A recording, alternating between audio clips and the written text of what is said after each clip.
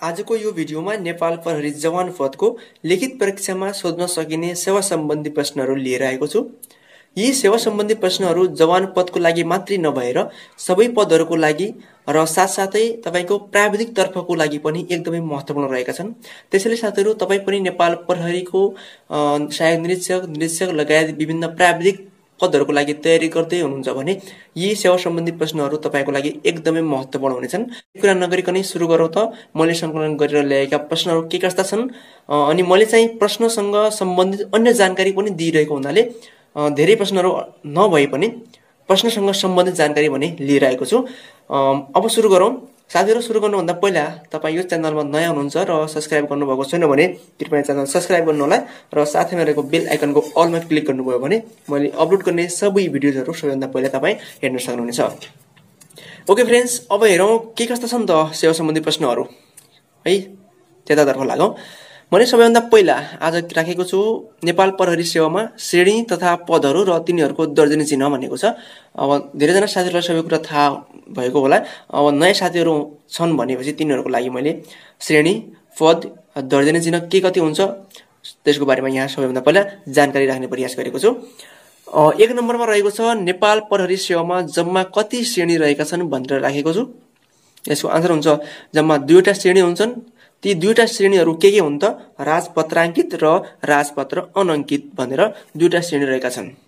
र थप तपाईको 2वटा समूहहरू पनि रहेका हुन्छन्। एउटा प्राविधिक समूह हुन्छ र एउटा अर्को हुन्छ जनपद समूह हुन्छ। तपाईले तयारी गर्ने नेपाल प्रहरीको प्राविधिकको लागि छुट्टै हुन्छ, पाठ्यक्रम पनि अलि फरक भएको हुन्छ, जनपदको पाठ्यक्रम पनि फरक नै रहेको हुन्छ। अलिकति केही म्याच भए पनि केही मात्रामा अलि फरक रहेको पाइन्छ। अनि यो जुन सेवा सम्बन्धी प्रश्नहरू रहेका छन् यी प्रश्नहरू तपाईको प्राविधिक लागि पनि त्यतिकै महत्त्वपूर्ण छन् जति चाहिँ जनपदको लागि छन्। प्राविधिक तर्फ पनि धेरैवटा प्रश्नहरू चाहिँ सेवा सम्बन्धीबाट सोधिने गरेको पाइन्छ। तपाईले पाठ्यक्रम पढ्नु भएको होला। ओके, अब हेरौँ त श्रेणीहरू कति छन्, ती भित्र चाहिँ कतिवटा पद रहेका छन् र ती पदको दर्जनी चिन्ह के हो सरस्वती हामी यहाँ हेर्ने छौँ। पहिला हामीले हेरौँ राजपत्राङ्कित श्रेणी। राजपत्राङ्कित श्रेणी भित्र चाहिँ कतिवटा पदहरू रहेका छन् र ती पदहरूको दर्जनी चिन्ह के रहेको छ त्यसको बारेमा यहाँ हेरौँ।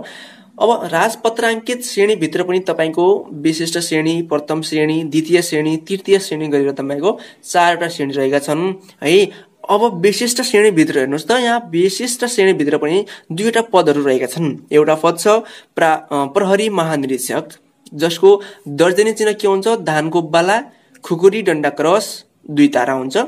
अर्को छ हाम्रो अतिरिक्त महानिरीक्षक, यसको हुन्छ हाम्रो धानको बाला, खुकुरी, डन्डा, क्रस र 1 तारा हुन्छ। तपाईको विशिष्ट श्रेणी भित्र 2वटा पदहरू रहेका हुन्छन् र ती पदको दर्जनी चिन्ह हामीले यहाँ हेरौँ। र अर्को हेरौँ अब प्रथम श्रेणी भित्र। प्रथम श्रेणी भित्र पनि तपाईको 2वटा पदहरू रहेका छन्। एउटा छ प्रहरी नायब महानिरीक्षक जसको दर्जनी चिन्ह रहेको छ धानको बाला, खुकुरी, डन्डा, क्रस। र अर्को छ हाम्रो प्रहरी वरिष्ठ उपरीक्षक, यसको दर्जनी चिन्ह हुन्छ हाम्रो खुकुरी, डन्डा, क्रस, 3 तारा। र अर्को द्वितीय श्रेणीमा रहेको छ तपाईको प्रहरी उपरीक्षक र प्रहरी नायब उपरीक्षक। अब यसमा प्रहरी उपरीक्षकको दर्जनी चिन्ह हुन्छ खुकुरी, डन्डा, क्रस र 2 तारा। प्रहरी नायब उपरीक्षकको हुन्छ खुकुरी, डन्डा, क्रस, 1 तारा हुन्छ। र अर्को हुन्छ तृतीय श्रेणी, यसमा चाहिँ तपाईको प्रहरी निरीक्षक रहन्छ, यसको चाहिँ तपाईको खुकुरी, डन्डा, क्रस, दर्जनी चिन्ह हुन्छ। अब यी तपाईको हेर्नुस् त राजपत्राङ्कित श्रेणीभित्र जम्मा कतिवटा पदहरू भए त? 1, 2, 3, 4, 5, 6, 7वटा पदहरू भए र यी पदहरूको चाहिँ तपाईको दर्जनी चिन्ह सहित यो भयो। अब यसबाट कस्तो प्रश्न आउँछ भन्दाखेरिमा अब मानौ मैले एउटा प्रश्न यहाँ निर्माण गरेँ, राजपत्राङ्कित श्रेणीभित्र जम्मा कतिवटा पदहरू हुन्छन् भनेर पनि सोध्न सक्छ। 1, 2, 3, 4, 5, 6, 7वटा भए है। अब तपाईको प्रहरी निरीक्षक पदको दर्जनी चिन्ह के हो भनेर पनि सोध्न सक्छ। खुकुरी, डन्डा, क्रस हो। प्रहरी महानिरीक्षकको दर्जनी चिन्ह के हो भनेपछि यहाँ हेर्ने है। यसरी तपाईँ याद गर्न सक्नुहुन्छ। यो मैले टेबलमा किन राखेँ भन्दाखेरिमा यसैबाट पनि तपाईको धेरै प्रश्नहरू बन्न सक्छन्। धेरै प्रश्नहरू बनाउनु भन्दा पनि श्रेणी, पद, दर्जनी चिन्ह यसरी चाहिँ राम्रो होला भनेर मैले टेबलमा राखिदिएको छु। अब हेरौँ अर्को राजपत्र अनङ्कित श्रेणीमा के हुन्छ भन्ने कुरा। अब राजपत्र अनङ्कित श्रेणीभित्र तपाईको रहेका जम्मा पदहरूको दर्जनी चिन्ह के हुन्छ, कतिवटा पदहरू रहेका छन् त्यसको बारेमा हेरौँ। यो राजपत्र अनङ्कित श्रेणीभित्र पनि तपाईँको प्रथम श्रेणी, द्वितीय, तृतीय, चतुर्थ र श्रेणीविहीन गरेर विभिन्न श्रेणीहरू रहेका छन्। र प्रथम श्रेणीभित्र पर्ने भनेको तपाईँको प्रहरी नायब निरीक्षक हो, जसको दर्जनी चिन्ह हुन्छ 2 तारा। अर्को द्वितीय श्रेणीमा प्रहरी सहायक निरीक्षक पर्छ, यसको 1 तारा हुन्छ। तृतीय श्रेणीमा प्रहरी हलदार हुन्छ, पाखुरामा 1 धर्के फिता हुन्छ। मैले यसलाई चाहिँ तपाईँको स्क्रिनमा देखाइरहेको छु, तपाईँ त्यहाँबाट पनि स्पष्ट हुनुहोला। चतुर्थ श्रेणीमा प्रहरी जवान हुन्छ, यसमा कुममा चाहिँ तपाईँको प्रहरी लेखेको हुन्छ वा मैले देखाएको जस्तो चिन्ह रहेको हुन्छ। र अर्को श्रेणी विहीन हुन्छ, यो कार्यालय सहयोगीको हुन्छ, दर्जनी चिन्ह यसो हुँदैन, बढ्दी मात्र हुन्छ। अब यसरी तपाईँले राजपत्र अनङ्कित श्रेणीभित्र कतिवटा पदहरू छन् भन्यो भने प्रहरी जवानबाट हेर्ने कार्यालय सहयोगीलाई यिनले चाहिँ पद हो भनेर राखेको छैन। 1, 2, 3, 4वटा पदहरू यसमा पर्ने भए। है त, यसरी बुझ्नु होला। राजपत्र अनङ्कित श्रेणीमा जम्मा तपाईँको 4वटा पदहरू भए। यो छ तपाईँको पद, त्यसको श्रेणी र दर्जन चिन्हको बारेमा। अब हेरौँ केही प्रश्नहरू मैले तल राखिदिएको छु, के छन् त ती प्रश्नहरू सरस्वती हेरौँ। मैले अर्को नम्बरमा राखेको छु, नेपाल प्रहरी ऐन 2072 कहिले प्रकाशन भयो?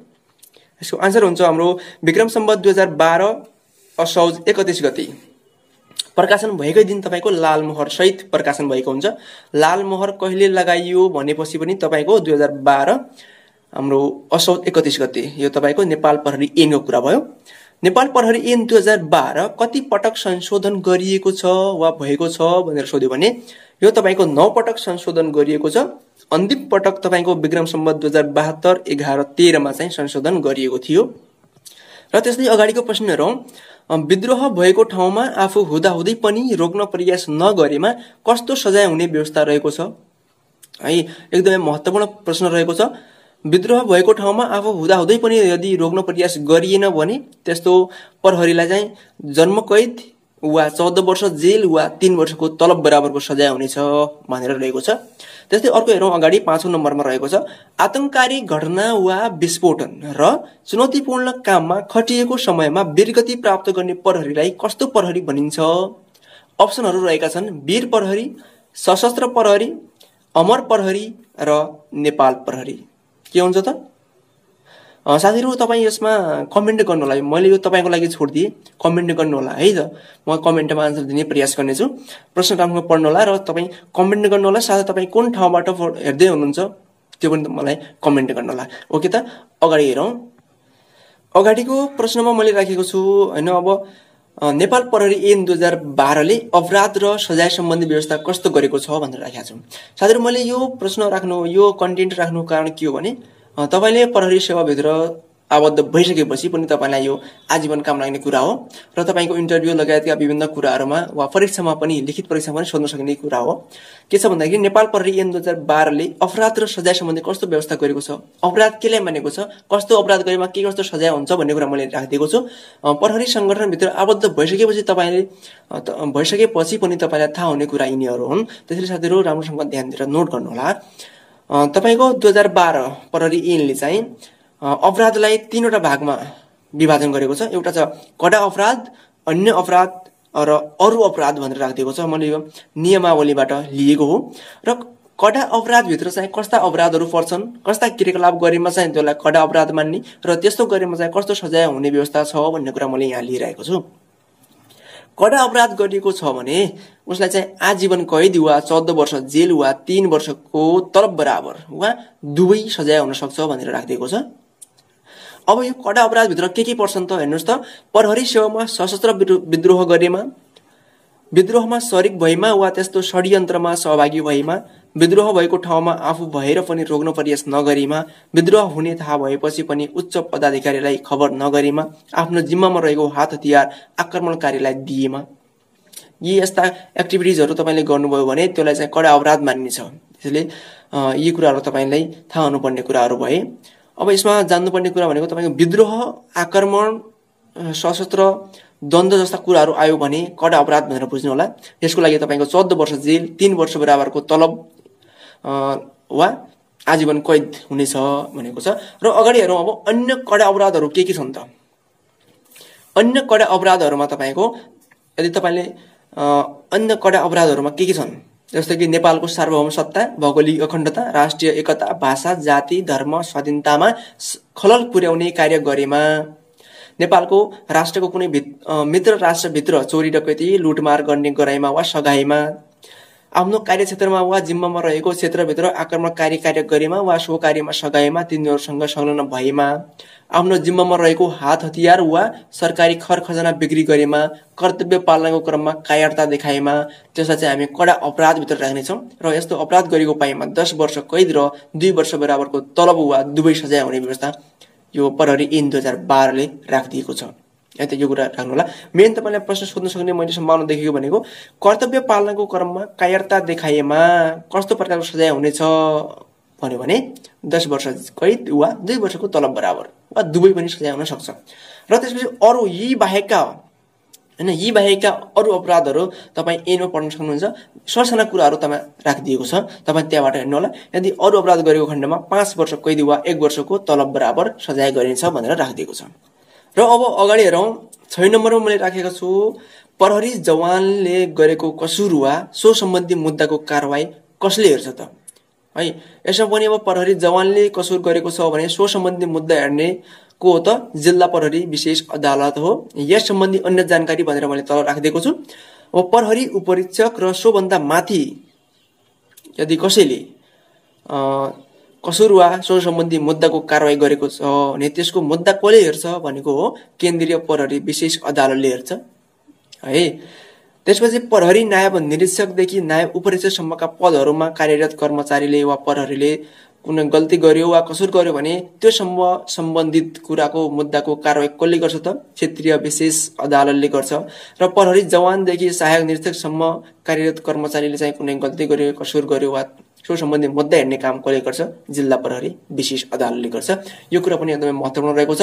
अब यसबाट पनि प्रश्न तपाईको 1 2 3 4 वटा प्रश्न बन्ने थिए, तर मैले एउटा प्रश्नसँगै अन्य जानकारी पनि राखिदिएको छु ताकि बुझ्न पनि सजिलो होस् भनेर। ओके, अब अगाडि हेरौं। अगाडिको प्रश्नमा मैले राखेको छु नेपाल प्रहरी नियमावली 2071 राजपत्रमा कहिले प्रकाशित भयो। एकदमै महत्त्वपूर्ण प्रश्न हो। विक्रम सम्वत 2071 वैशाख 8 गते। अगाडि प्रहरी नियमावली 2071 कति पटक संशोधन भएको छ? 4 पटक भएको छ। पछिल्लो पटक तपाईको 2073 11 महिना 2 गते संशोधन भएको थियो।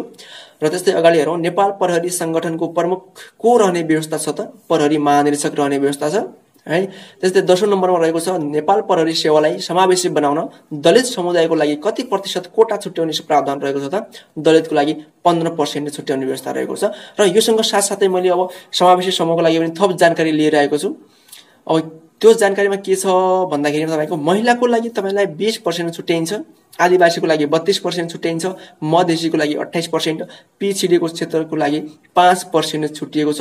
जसमा तपाईको पिछडिएको क्षेत्र भन्ने बित्तिकै 9 वटा जिल्ला रहेछन्। ती जिल्लाहरू के हुन् भन्ने कुरा तपाईलाई थाहा होला। मैले सशस्त्रको तयारी गराउँदाखेरि पनि ती जिल्लाहरूको बारेमा जानकारी दिएको थिएँ। साथीहरु, मैले चाहिँ आजको यो भिडियोमा करिब 10 वटा प्रश्न र साथसाथै प्रश्नसँग सम्बन्धित धेरै जानकारीहरू राखेको छु। साथीहरु, भिडियो कस्तो लाग्यो कमेन्ट गर्नु होला। अन्य साथीहरुलाई पनि शेयर गर्नु होला। कुन ठाउँदेखि तपाई भिडियो हेर्दै हुनुहुन्छ त्यो पनि तपाई कमेन्ट गर्नु होला। र आगामी दिनमा पनि मैले पाठ्यक्रमले समावेश गरेका विषयवस्तुलाई समेट्दै यस्तै प्रकारका सेवा सम्बन्धी प्रश्नहरू लिएर आउने छु। ती प्रश्नहरू हेर्नको लागि सबैभन्दा पहिला तपाईले यो च्यानल सब्स्क्राइब गर्नुपर्ने हुन्छ र साथसाथै भिडियो मन पर्यो भने लाइक गर्नु होला। अहिले यति गरौँ, धन्यवाद।